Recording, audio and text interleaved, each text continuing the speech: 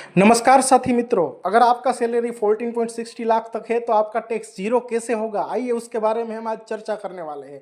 सबसे पहले कि इस बार बजट 2025 में जो घोषणा हुई है कि 12 लाख तक आपको किसी भी प्रकार का टैक्स नहीं देना है, उसको समझते हैं। मान लो कि अगर आपका ग्रोस सैलरी 12,75,000 है तो वहाँ पर स्टैंडर्ड डिडक्शन 75,000 का आपको डिडक्शन मिलता है, तो आपका नेट सैलरी हो गया 12 लाख।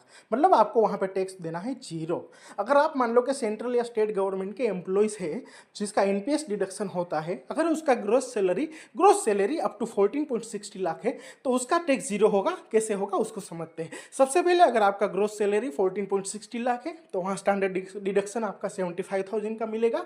और नई टैक्स रिजिम में एक वहाँ पे एक डिडक्शन दिया गया है जिसको हम बोलते हैं ATCCD2। एक क्या है, वहाँ पे जो एम्प्लॉयर्स का कंट्रीब्यूशन होता है toward the NPS up to 14% of the basic plus DA, जिसका डिडक्शन आपको यहाँ मिल सकता है और मिलता है लोगों को।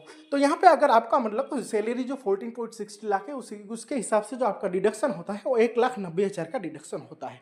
तो 14.60 लाख में अगर आप 75,000 स्टैंडर्ड डिडक्शन माइनस कर दो, उसके बाद 1,90,000 आप वहाँ से माइनस कर दो, तो आपका नेट सैलरी वहाँ पे बनता है 11,95,000।